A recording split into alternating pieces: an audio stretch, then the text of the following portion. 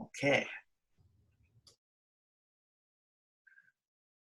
Well, yeah, welcome everybody. We're going to have a discussion today on curation and literature curation specifically. And Tanya's going to start by showing you how they do it at TARE, and then I'll briefly show you how we do it at MAISGB, and then we can discuss about what data types we have and how we curate them. Okay, Tanya.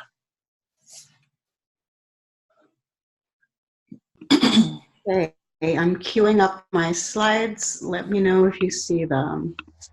We see them. Okay, now let's see if I can actually present. All right, so Lisa said literature curation, and what I actually want to focus on today is one specific part, which is where do we get the publications from and how do they come into the database? The different people from the different resources on this call integrate different kinds of information from the literature. Some focus more on genes, some focus on perhaps QTLs or SNPs or other types of data.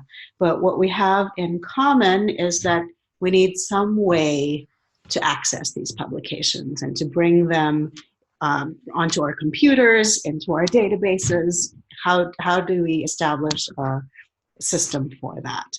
And so at TARE, I'll tell you a little bit how we do the literature gathering and something about, what types of data we pull from that. And then I'll turn you over to Lisa, who will have like a slightly different perspective for MAISGDB. And then we'll have room at the end to discuss how the other people from the other resources participating handle their publication flow. So if you have been to TARE and visited its pages, a very common place for people to come is the locus page. There's one for each of the 30,000 some genes in Arabidopsis, and it consolidates a lot of information about each particular locus, starting from kind of gene symbols and a short summary that we write. And the page is much, much longer, and it includes things about, alleles and RNA and phenotypes and germplasms. But at the bottom of the page is a section that has to do with publications. And that's Tanya, I think we might not be seeing the slide you mean for us to be seeing. Are you looking at something that's labeled locus page? I just see your first page in kind of non-presenter mode. That's odd. Same here. Okay, so let's escape. Let's try this. Now, are you seeing kind of the slide overview? No, I think you shared the wrong screen. We're seeing we're not seeing the presentation screen. Oh, we're seeing the browser screen. So now I've exited out onto the browser screen because it appears that when I was on presentation, I could see it, and I'm not hooked up to an external screen. You can't see that. So we'll just look at this. Okay, that works. Details are not as important as the fact that, there's a publication section, and, we sort them in reverse chronological order from the newest to the oldest. You can also see publications associated to polymorphisms displayed in a similar way, where you have a publication section at the bottom, and then you have the paper that describes that particular allele linked to that polymorphism. There's one more place where you can look at publications in TARE, and that's in the recently added literature section. And I don't think a lot of people know about this, and maybe you might find it useful. It allows you to access papers that were added to the database in the last 2 weeks. One way this is different from, say, doing a search at PubMed is that we link the genes to the articles. We manually review these, and then when you click on the link to the gene, you end up on the locus page that I showed you earlier. All right, so where do the publications come from, and how do we get them into our curation workflow, and how do we get them into the database? We pull them from PubMed, and what we've done is basically automate the manual process of entering the keywords that we want to retrieve and the time span that we want to retrieve. So what we look for are papers that have Arabidopsis in the title or abstract or in the mesh terms, and that have come out in the past week. So we download papers on a weekly basis. And instead of doing this search on the PubMed site, then downloading a file and then uploading it again, I'm noticing that there's somebody trying to chat. Is there a question? If not, I'm going to continue.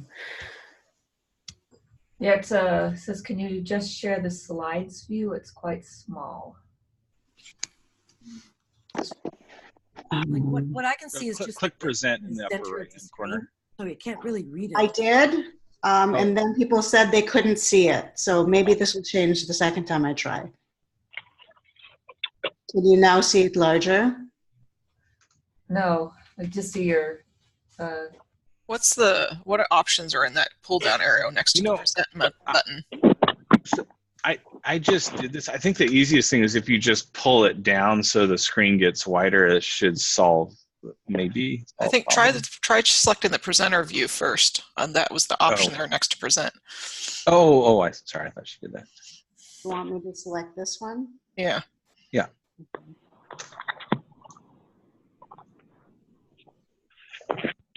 It's not changing it.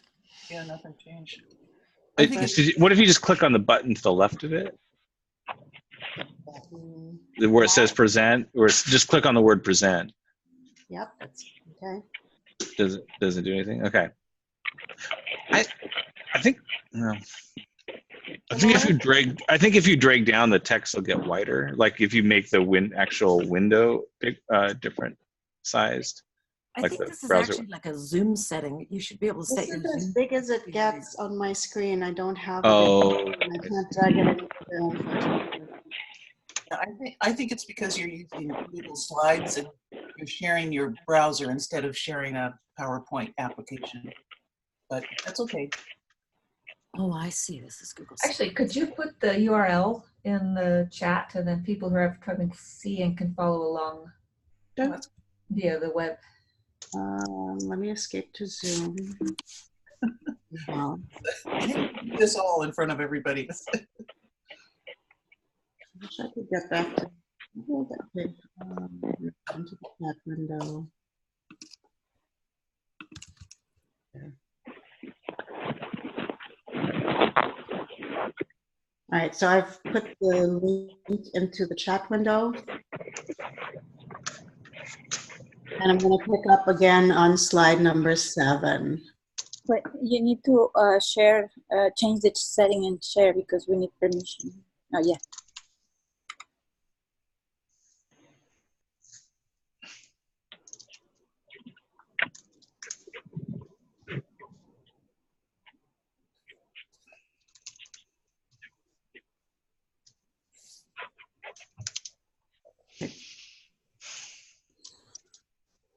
I'll wait for your little icons to start popping up on the presentation. So the first few slides are just about where you can see publication information on TARE, the locus page, the polymorphism page, and then there's the added literatures page that one can get to. And now I was shifting into where do these publications come from, saying that we pull information from PubMed, and instead of running the search manually every week, we have taken advantage of some of the services provided by NCBI to access that data programmatically. So NCBI makes available a bunch of services that they call e-utilities, and we use both eSummary and eFetch. And so that instead of typing in this query that's highlighted in blue, kind of, that's a combination of what are the keywords we want and what's the time span we want, we can send them that exact query, and instead of returning to a browser and then downloading, it returns XML records of all the publications. So that contains the bibliographic information, including the abstract. And then we have taken, we take that file in, and we have scripts that parse the XML and then load it into our curation database. And now it's in a place where we can push it through our curation workflow. The curation workflow, and now I'm on slide number 9, starts with this process of pulling down the papers. So we have a way of, let's download. Hopefully you can see that with a box in blue. And then we can add a specific time range. And in the back end, it's already included that we want to pull, Arabidopsis in the title abstract and, or Arabidopsis in the mesh terms. And then sometimes we'll pull papers for journals that we don't yet have in the database. So the software also is able to recognize that there's a new journal and that we have to create a new record for it that we can then link the article to. Once the papers are in our curation database, now we can go through what we call triage, or sorting of papers, into which ones are we going to read for gene function information and which ones are we just going to let flow directly into the Terra database that kind of related to Arabidopsis. They're about other genes that have homologs in Arabidopsis. And this is a little shot of our slide 10 is a shot of what our triaging software looks like. If we just look at the first 3 examples that you see here, the first paper, if you can read the title, suggests that there's some functional information. So we would take that and curate it further, meaning we would link it to the appropriate genes in Arabidopsis, and then we might read the full text to pull out additional information about the overexpression line and about what the wild type gene does. The second one, if you can't read the title, it looks like it's not about Arabidopsis, it's about a populus gene. And so this one, we would just allow to flow directly into the Terra database. It's probably mentioning an Arabidopsis homolog, and so that's going to go into the database, but we're not going to curate because the primary subject is not an Arabidopsis gene. Wait, I have a question, Tanya. So, sorry to interrupt, but so that one that you would just let flow in there with the abstract, why would you put that in TER? Because people might be interested in finding it. But you don't look for the homolog and connect that to the homolog. You don't connect this paper to the homolog gene page in TER? If it would depend on what the abstract says. So okay. if there's sufficient information that we think, oh, this should show up on the MIB6 page, then we might link it. But it may be that MIB6 in Populus tomentosa is not actually the homolog of MIB6, or I'm not positive there's a MIB with a number exactly 6 in Arabidopsis. It's likely, but we'd have to look a little further. Okay, thank you. But it's a good question, Lisa. And then the last example, nonlinear phenotypic variation, uncovers the emergence of heterosis in Arabidopsis thaliana. From just the title, it's not immediately obvious whether this is about a specific mutant. It might be, in which case we would then link it to the genes that are where those mutations exist. Meg cannot hear me. I'm sorry. Is this better? Your audio, sounds fine. Okay. And then here's like a little shot of our linking interface. So for each article that comes through, we have a software that goes through, looks at all of the words, and then sees if the words in the abstract or the title match any of the genes that we have in the database. And if they do, then it suggests that these two, in this case, this abstract and this gene, should be linked to each other. In some cases, it's very straightforward, and you can see that poly A polymerase PAPS1. This is PAPS1, and the full name is poly A polymerase 1, that you should link them. But we have, it's not unusual to have cases where there are PAP1, for instance, occurs 4 different times, and it means 4 different things. And there are 4 different genes, in which case you would have 4 of these lines, and then only one of them would be tagged as yes. And that's how we clean up the list of publications that's associated to each locus that I showed you at the beginning, so that you don't have spurious linking between genes that look like they're the right one and an article, and the gene that's actually the right one with that article. Having said that, we do still make mistakes, and when we do, people point them out and we fix them. And now that the papers are triaged, meaning we've separated the gene function information papers from the rest and we've linked them to the papers, now they're ready to go through the rest of curation. And that means looking at something beyond beyond the abstract, looking at the full text, and then pulling out whichever of these data types are in the paper. They may all be in the one paper, or only certain parts may be present. Information for the summary, new symbols or full names, new alleles, new phenotypes, germplasms, and then gene ontology and plant ontology annotations. That's my last slide.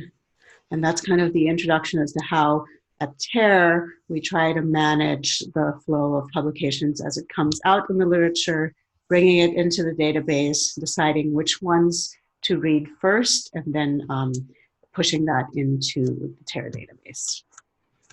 I have a quick question. Sure. How do you deal with standardizing symbols? Like, do you accept them, or you have, if they give wrong symbols, for example, you fix them? So good question. Many answers. One is we do host a gene symbol registry at TARE, but all we have is a carrot. We have no stick. So people don't have to register with us, even though we strongly encourage them. So if people decide that, oh, I'm going to name my gene PAP1, and they check with us first, they'll realize that there are 4 others, and we will recommend that they don't use it again. On the other hand, if they either haven't checked or they decided a long time ago that their heart is set on PAP1 and they publish it, then since it's out in the literature already, we will capture it again as a 5th version. If they make a typo in the paper, and those of you who are familiar with the Arabidopsis, kind of the AGI locus identifiers, sometimes it's possible to swap numbers. We will pick that up occasionally, and then we'll ask them to correct it if there's been a typographical error. I hope that answers your question. Yes. Hey, Tanya, this is Monica. I have 2 questions for you, Sure. if I may. So in the beginning, you mentioned that you pull your initial list from PubMed.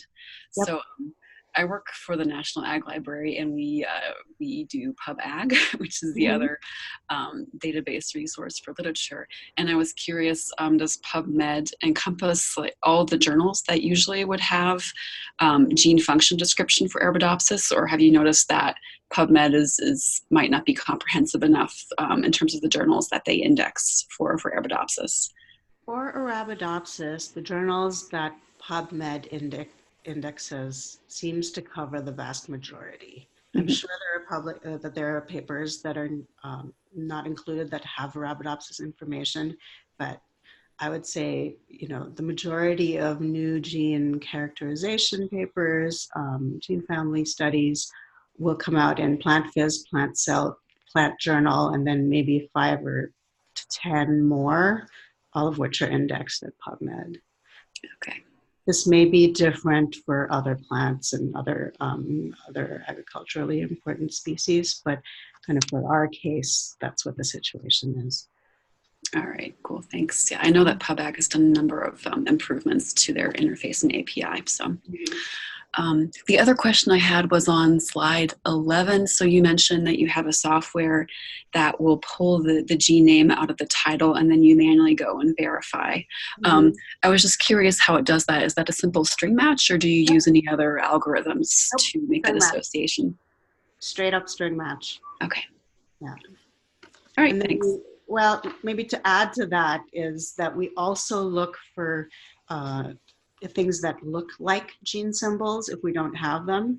So for example, if this paper, instead of saying the polymerase, the poly-A polymerase PAPS1 said the poly-A polymerase PAPS10, and we didn't have PAPS10, we would suggest that PAPS10 is a new gene. Okay, makes sense. And then that would be added. Okay, thank you. Yep. So have you? Okay. Go ahead. Sorry. If they call it XYZ1 and it really is PAPS1, you don't put XYZ as a new locus in. No, it would then become a synonym. Yeah. So on this left side where you see symbols PAPS1, you would then see another one that said XYZ1 or MFG1 and then my favorite gene 1. Right. Yep. Okay. Somebody else? I heard someone's voice. Yeah. We were just talking about this with the Mods Alliance, and the thing. So, is this a JATS XML that you're bringing in? It is whatever NCBI produces when you when you call their eUtil services. So Okay, I'm not that's sure exactly what. Yeah, I mean that's their. I think that's their standards. That's probably what it is. And I was wondering if you looked at not that it's probably slightly different. Like we had. I think we talked about a preprint system, which is not really what you're working on here. They use that XML, but also Texpresso has an implementation. Also, granted, it's geared towards mods, but it might have some of this as well. That at least with respect to lexicon and other matching. I'm sure if you've looked at that, I'd be interested in hearing. Texpresso is great, and I would love to have Kimberly or Michael, maybe Kimberly, present to this group about the system that they've built over many years, because I think it's extremely useful. I think people that haven't got a literature curation system in place might want to look at Texpresso as something to try. It's a great system, yeah. Maybe I can shoot her an email and see if she's interested. I think that some of you, maybe Monica, maybe Lisa, have been in touch, and possibly sometime in the future we might hear from Kimberly, but I think that would be great. Hi, this is Jackie. The task of contacting Kimberly was given to me and it hasn't been done. The email's in my draft folder. Okay. I'm trying to get it done, but yeah, I would love to have her talk in August. That's what I'm yeah, send it. She's amazing. Yeah. Okay, all right, fine. Yeah. Could you? Yeah. Could you copy me on? I just. Sorry, and your name? Nathan Dunn. Okay, Nathan. Thanks. I will copy you on that email because I just like, how do I explain AgBioData and what I want you to do is kind of like trying to figure that out, and in between the 20 hours I try to cram everything else in. Is this Jackie who's talking? Yes, okay, Jackie. Okay. Yeah, it's kind of the task of taking care of that has been handed down to me because I'm now officially getting paid for this, but it's one of those things where I have to squeeze it in between the 20 hours of my normal work and taking care of a kid and apparently sleeping. Yeah. I hear you. So yeah, I really want Kimberly to talk, and I'm almost done with the email, and I'll send it down. I'll just forget everything else and get it done today then, and send it out and ask Kimberly if she could do August for us. So yes. And I have another question, either for Texpresso or Tanya for your tools. I noticed somewhere there was a PDF, yes or no. Can you get the PDFs from NCBI or the links to the NCBI if it's open? Oh yeah, there, no PDF. Yeah, that's because we don't have them locally. If we had the PDF locally and had it downloaded, then it would say there would be a link to the PDF. Without going into kind of further detail on this tool, it's harder to get at the PDFs programmatically. Journals don't like it. So we've had to resort to kind of manual download of PDFs. Okay. Yeah. I wonder if Texpresso has solved that too. Okay. This is Doreen. So instead of getting the PDF, why don't you just add the DOI to the citation? We do. So we put, when I don't have the record up, but if I clicked on this title here, which looks like a hyperlink, Yeah. you would see a link both to the PubMed record and to directly the journal through the DOI. Gotcha. Yeah. It's just that if you wanted to, text mine the PDF, you have to get it. Yep. And if you have 50 of them, it'd be nice to get them in bulk, but. Mm-hmm. It might be worth saying that we don't make those PDFs available to TARE users. Those are used on the curation side because we wouldn't be allowed to make them available for reading. Yeah. So what our solution has been to display kind of the DOI link so that people coming, when you're on the TARE site as well as when you're on our curation site, if you click on the DOI, then the journal's authentication system figures out whether you're at a university that has the proper access and can then access the full text or not. Or if it's open, then you just you go directly to the full text.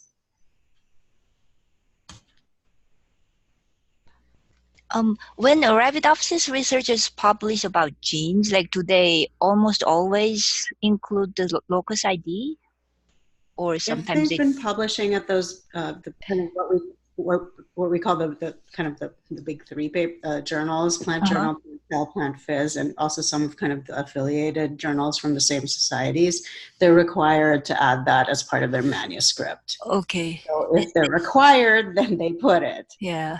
If you go to some of the other journals where it's not required, I would say maybe 50-50 that people put the identifier in, which okay. And they only have sequences and they're like gene symbols. And do you try to find what those genes are, or the ones that don't have gene symbols? Yeah. Oh, so for example, it only said PAPS1, and in the in the whole paper, you can't tell which AGI identifier it is. Yeah, and there are ways to do that. You can, if they have primers in there, you can do a blast. If they give you the name of an allele, an insertion line, and then you can see where the insertion line is located, where the insertion is, then you can identify it. But it's time consuming to do it. Right. So is that like part of your curation workflow? Oh, yep.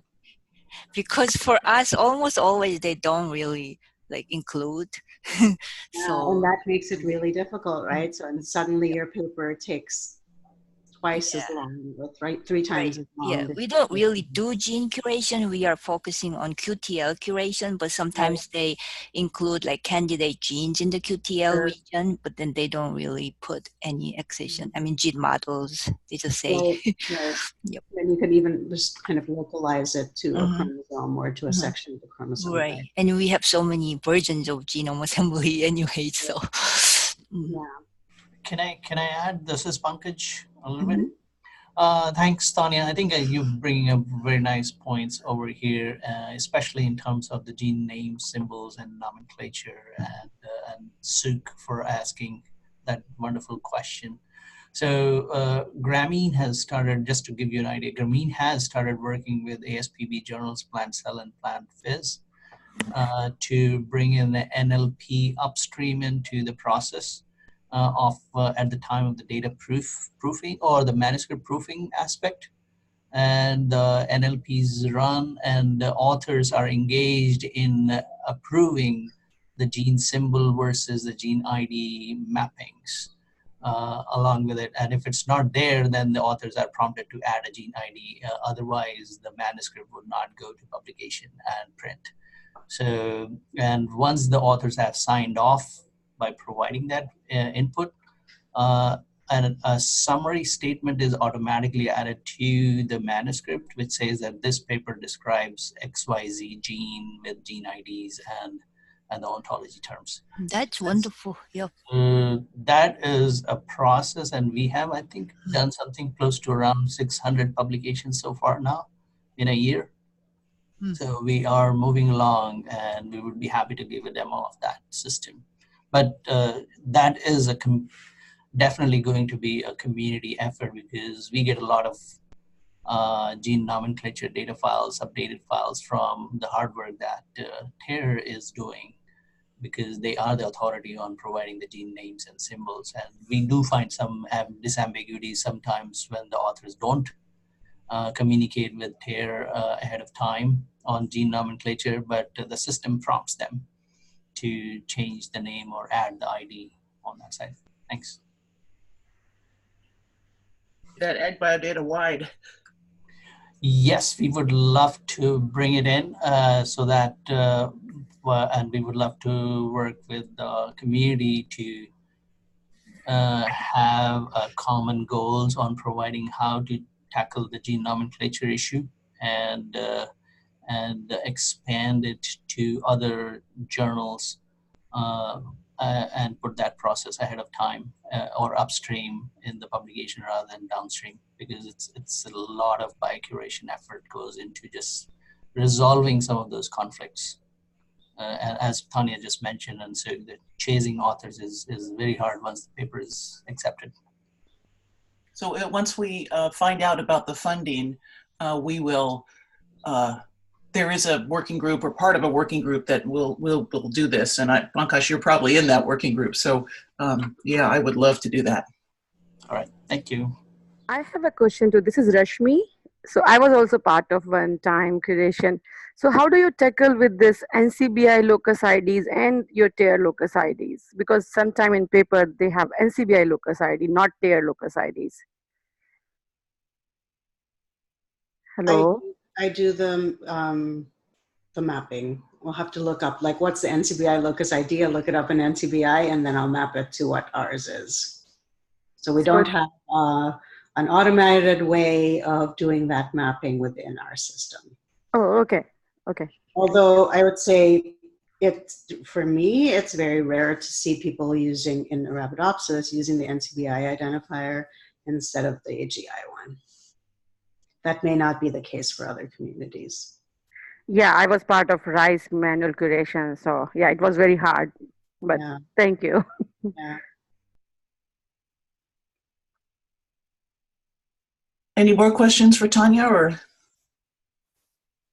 That's a hard act to follow, boy. That's really, really good. So yeah, thank you for a good presentation. Tanya, this is Sushma from OSU. Oh, you're welcome. All right, Lisa, over to you for another perspective.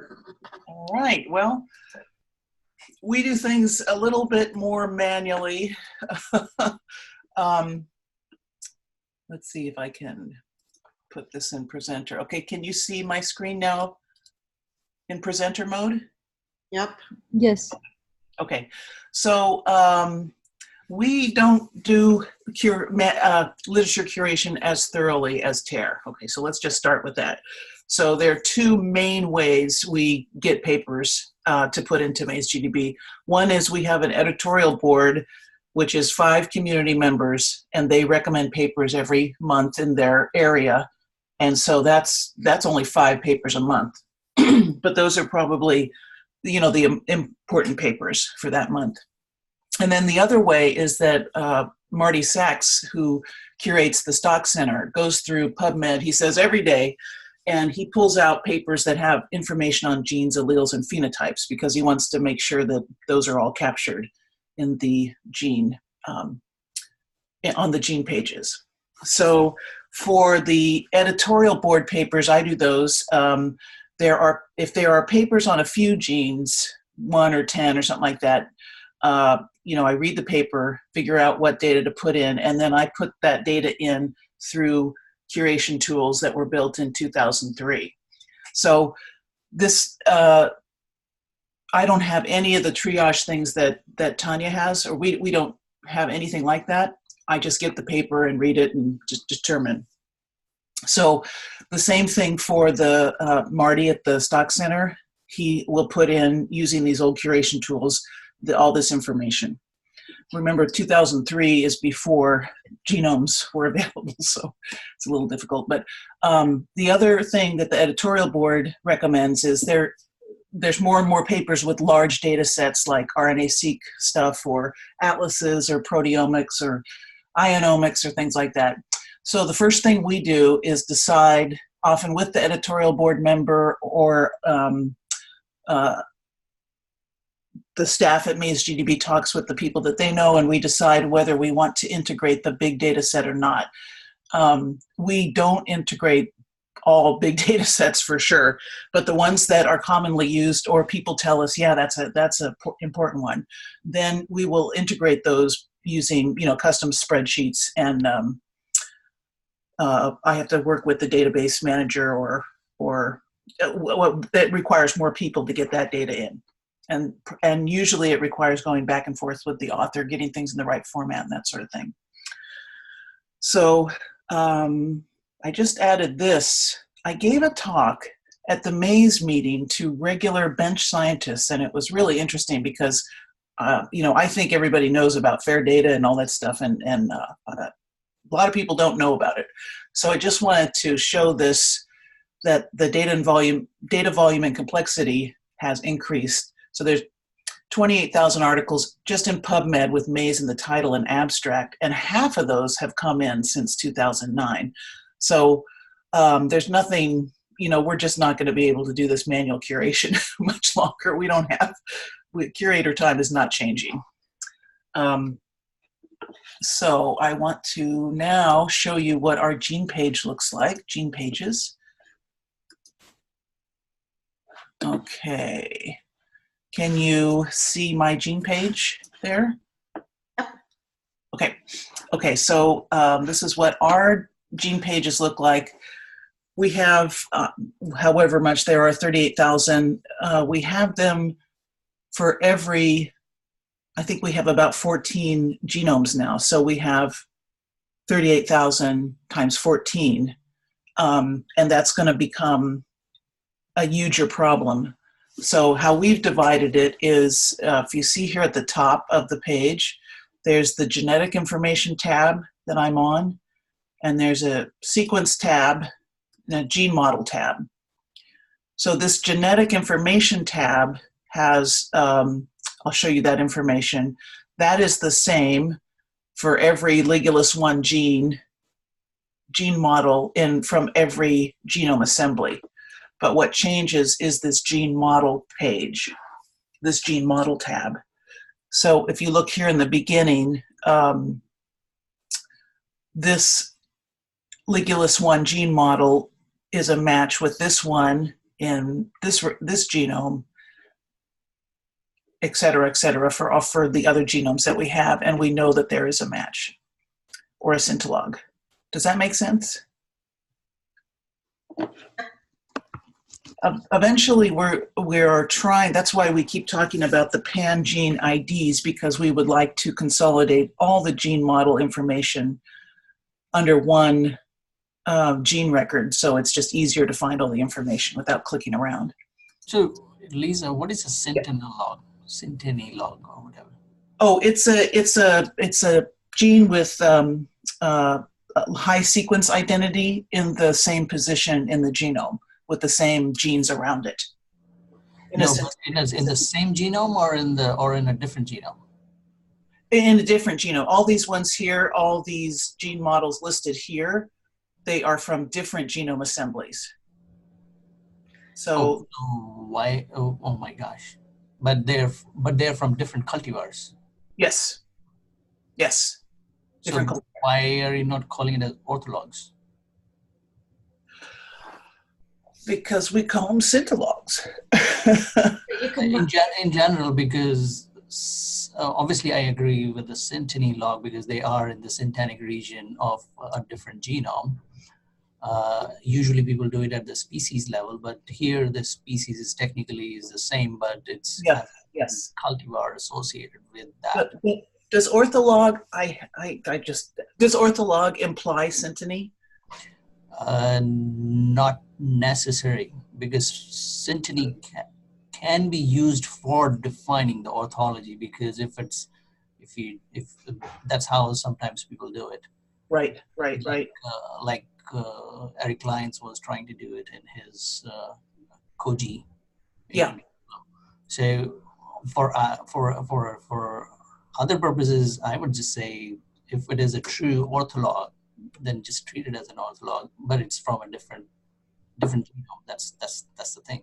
Well, the problem is we have orthologs that are not in syntenic regions. So for us, the syntolog is a higher probability of a match than an ortholog with no synteny. More conservative. Yeah, could I jump in here? Yes, please. So if you mouse over the quality, it'll tell you a little bit about what that means. And rather than just say ortholog, our objective here was to give a little bit more information about the nature of the match. Mm-hmm. So if there's just sequence similarity, or there's sequence similarity and syntenic is the relationship. I don't know if these are the only two or if we have a third or fourth one as well. So they are all orthologs, but they are determined through they have different strengths. Yeah, this is a higher level of certainty that that's the same gene. Okay. I think there's a definitional problem because a ortholog is the same gene in a different species, if I remember correctly. I think it's a different genome. It should be a different individual. You can call it that way. Well, this is why we call it a syntolog. Yeah, no, that's fine. That you're fine that way. But eventually it would likely, these syntologs it's actually the same gene. In other words, if you mutated this syntolog in one of these other lines, it would have a ligulus 1 phenotype, and it's providing the same biological function to the plant. So that's what we're trying to identify. And this is just how we are dealing with the expanding multiple genome situation right now. Yep. So you can see that those gene model names are what TARE uses for the TARE gene ID, but we have a different gene model for the same gene from each genome assembly. So this is why I keep harping on genome nomenclature. Oh, now I get it. I would say that is, I think, so if I see in the column number 3, which says gene models, so the top 2 are more or less the same. They are from the B73 reference genome. Yes. Right, and the other ones are from a different genome. Right, this is from a different B104 genome. This is from EP1 genome. Okay, so now the question is, by looking at the ID, you have no clue, or rather we don't have any clue whether it is coming from the B73 or somewhere else. Oh, no, you do, because the ZM00001, that one means that one connects you to the assembly. Oh, no. What I'm trying to say is that you as a database managers and curators, you internally know that this is what it is. But if somebody else from outside of the ZMA's community comes in and looks at it, they would think that it is on chromosome number 7, the third one, and the next one is on chromosome number 10. Because we don't know what is 007 means versus 10 versus 11. If you look at column, the assembly column, that does give you some information where it came from. That is where I think we may have, I don't have to drag the discussion, but I think we might have to think about it on the nomenclature side, because when you look at the gene expression data coming from, let's say, EP1 or B104, the gene expression data sets, they would provide those gene IDs, but that gene ID that sheet or data sheet would never have the assembly information in it. The assembly information, but if you, once you are familiar with May's genome nomenclature, you know what the assembly is. We have a nice tool that tells you all about that, we have thought about this a lot. The issue is that these gene models that are all syntologs have different sequences, slightly different sequences. Right. I think I don't want to rant the discussion, so please go ahead. I think we can talk about it. But you're right. This is why genome nomenclature is Yeah, it's to me it seems like a little bit confusing for a generic. We don't want to imply that they are the same if we're not sure. So that's why this is all agnostic of position. So anyway, however, the genetic information tab, this is the old-fashioned tab that we used to have mutants with defining genes. So we have up here at the top, if we look at this, we have synonyms.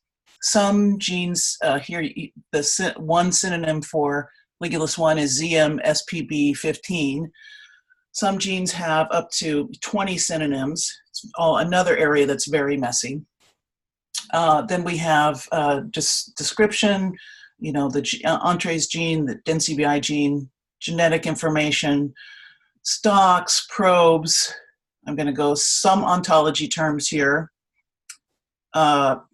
We spent decades mapping all genes and probes very thoroughly. So those are all down here.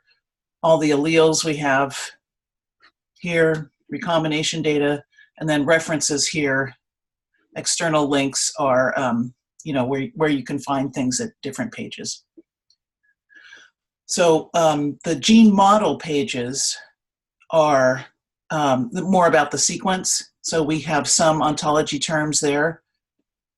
Not as good as TARE because these are, these from this one paper are inferred from an expression pattern so that we know that the gene is expressed there.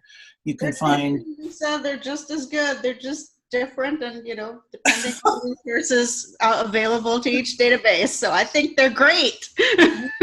We have TARE envy. Can you tell? But then down here you have the genome browser, and you can go to the genome browser, all these other places, and we have some expression data down at the bottom here. This is a EFP browser that shows you.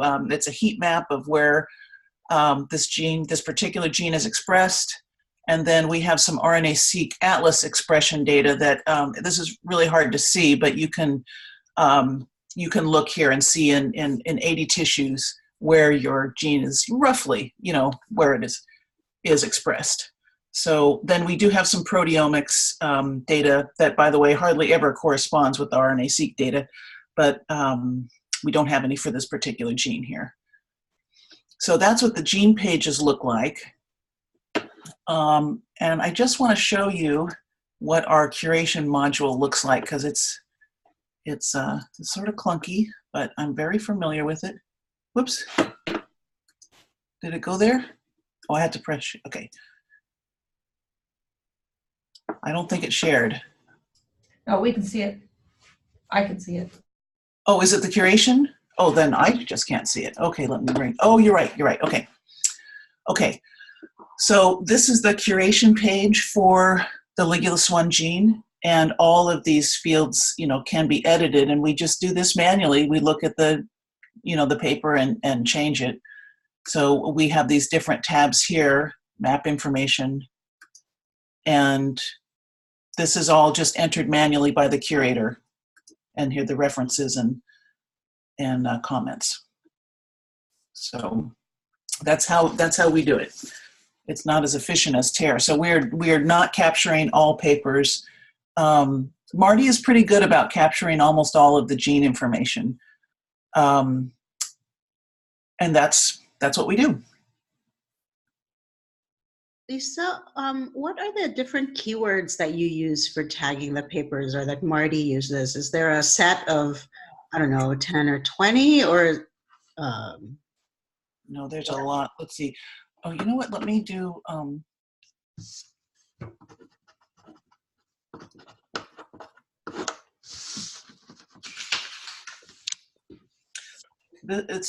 I really wish these were in a ontology. So if I edit this data, okay, now here are the references. Yeah. So I can show you the list. Just remember, I got to go back to orthology. Oh, wow, okay. It's a long list, and it is not in any sort of hierarchy. So if there's something, and I can only put one for each paper. So I would love to have this in an ontology. If there's a word that we don't have, we just add it. You know, it's not the greatest. Matter of fact, I'm going through right now all the genes, making a new classical gene list. This is genes that have mutant phenotypes and also, you know, have been cloned and are connected to gene models.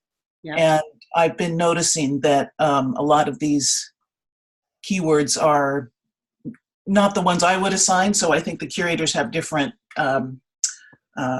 standards of what we use these words for. I wish this would be better. Okay, and right now you can just assign one per paper. Yeah, you can put the paper in twice. You know. No! I feel your hysteric laughter. Yes. So any other questions? I did have a question about the papers suggested by the editorial board that have to do with large data sets. Yes. Just show, if you have a brief one, an example of a set that you integrated. Yes, I did. By the way, I did have that up and ready. Let's see here. Here we are. Oh no, that's not it. I'm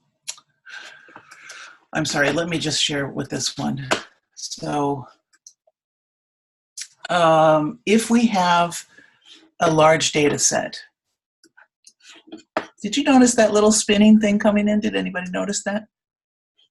That little, no, you didn't. Okay. Spinning. This is how we're getting people to see something that people, you see the little spinning thing coming in? Maybe it's not working on the. No, but your audio paused ever so slightly when you said, "Do you see the little spinning thing?" This we're little looking at the spreadsheet, not the MageGDB homepage. Oh, you're looking at the spreadsheet? Oh, well, Yeah. well, that is okay. That's the thing. All right. Hang on. New share.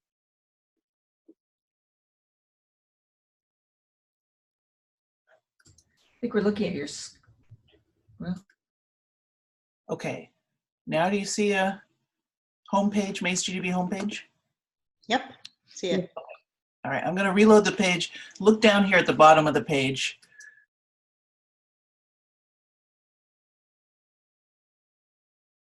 Can you see, did you see that little spinning? Yes. Yeah. The MNL rotating down. That's because people say, you know, why can't I find the Maze newsletter? Why can't I find this or that? You know, it's a button on the homepage. So since, you know, we're trying to find new ways so people can see the obvious buttons. But anyway, if we have large data sets, there's a number of places that we configure those data sets. The first, the obvious one is the genome browser. And I did have these pages up, but these would be any tracks on the genome browser. So this is one of our many genomes, and this is a genome browser for that genome, and we have these a lot of RNA-seq tracks for this particular browser. So these are large data sets that came in from a paper. Wow. Got it. And so the work that you do is to get it into the right format for the GFF and then make it so it appears as a persistent track as opposed to just like, you know, on-demand loaded. Yes, although then these things, you know, if you have all the RNA-seq data, on all the time, you know, it really slows things down. So we divided them up like this so that it's harder to put them all on. You have to really want to do that. Then people won't be frustrated like, you know, why is it taking 5 microseconds to load? It used to just take 1 microsecond.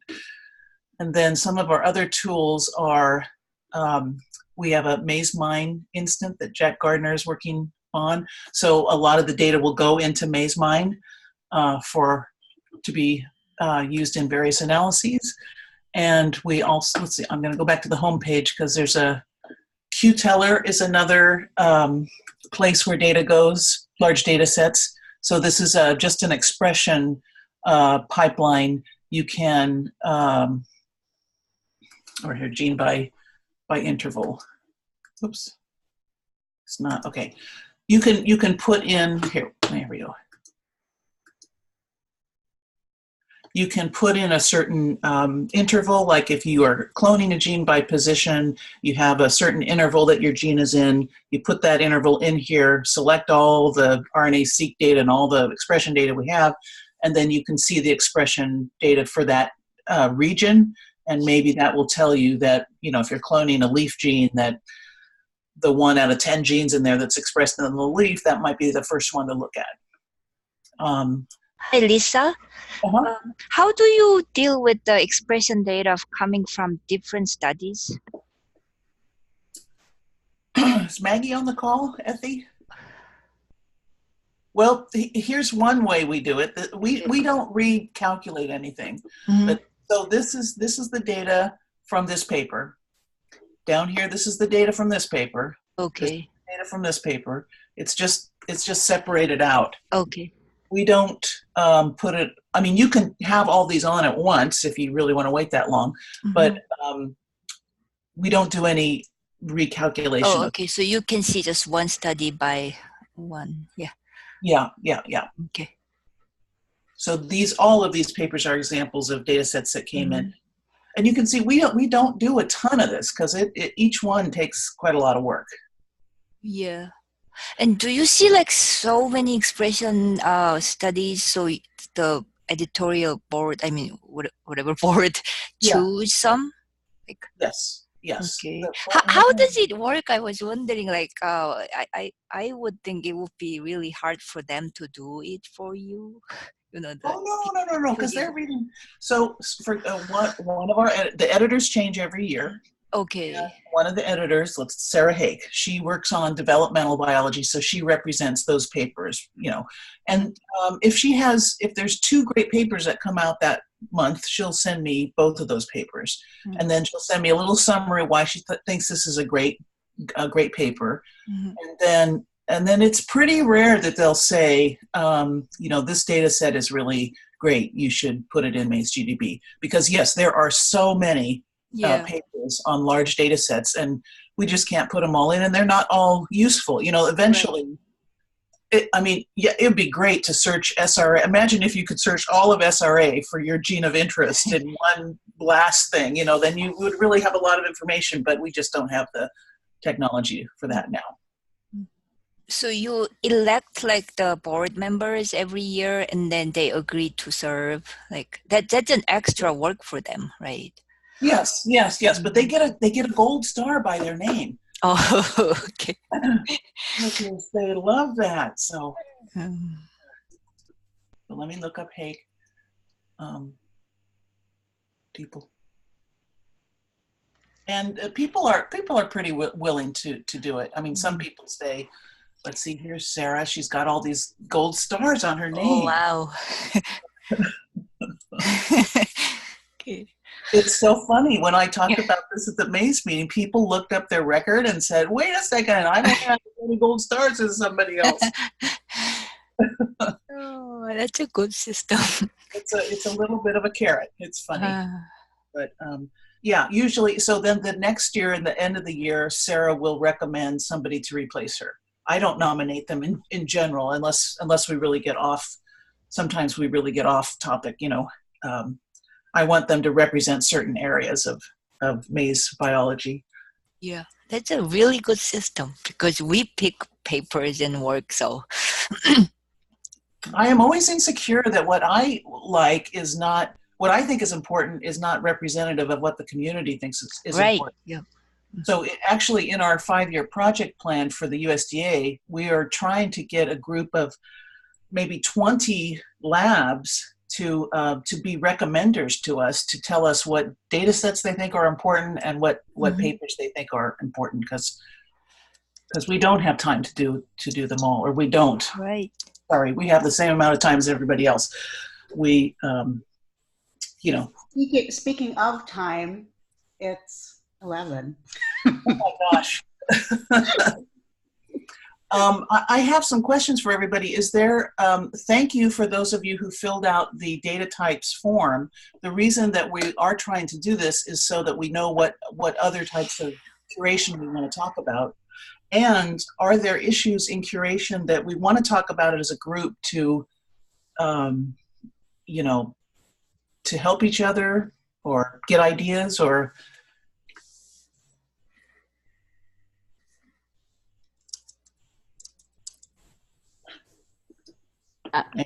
So my question to the community is that once we do gene curation, people from maize or tier or we in the plant reactome, how these gene curations are updated along with the gene models that are with the Grameen and the bigger phytogome or bigger resources that host genome browsers and also the gene pages. We share data with Grameen fairly regularly. Yeah. And we share data with NCBI fairly regularly. I mean, once a year, twice a year. Ethy, do you know more about that for Maize GDB? I'm sorry, I was distracted by looking at my badges. What was the question? How do we, once we do the curation, how do we share it with NCBI or Grameen or Plantiome or? So how regular is and how much updated is the gene curation based on the manual curation being integrated into bigger portals? So that is my question. So Pankaj, are you here? Yeah, that is a problem that we're trying to resolve. We're trying So I don't know how actively is Grameen is uptaking that manual gene curation on the genome side and on the gene pages.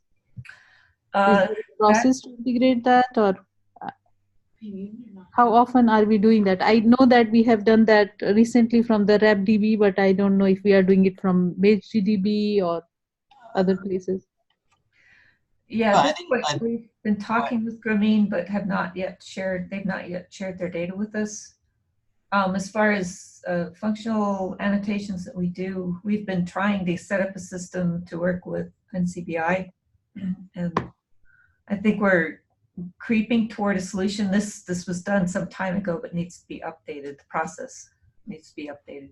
It is a problem because for, like I asked for people that are submitting abstracts to the Maize meeting to check with me about their gene name, you know.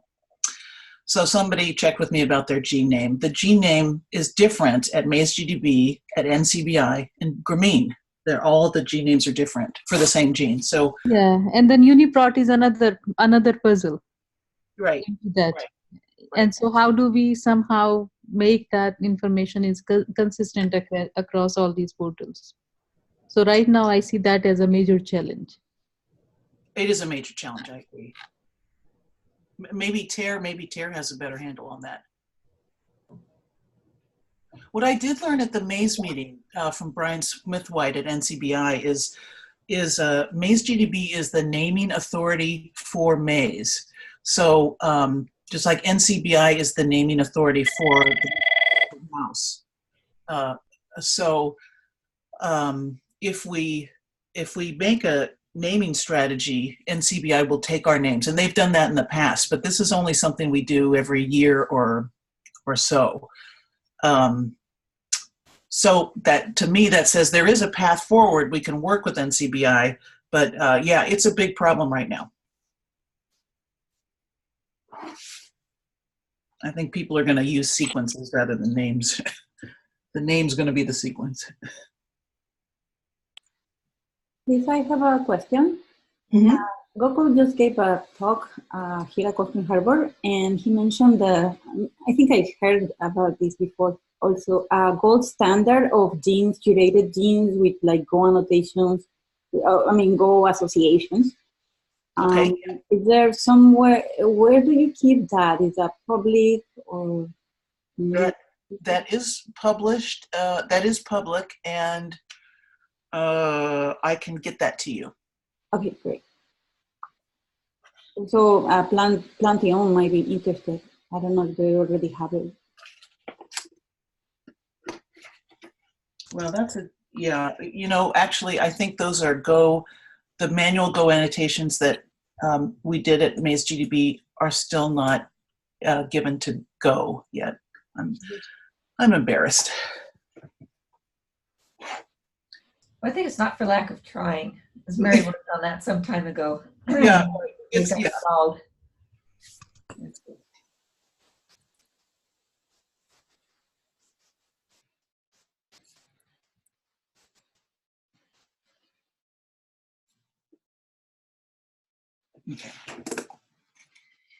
Okay. So maybe the last bit is just if you haven't filled out the spreadsheet, please do. And please add columns. If you have other data types, please add all those data types. So this will help us decide, you know, how we can help each other. I created a section on genomics, comparative genomics. Yeah, absolutely, absolutely.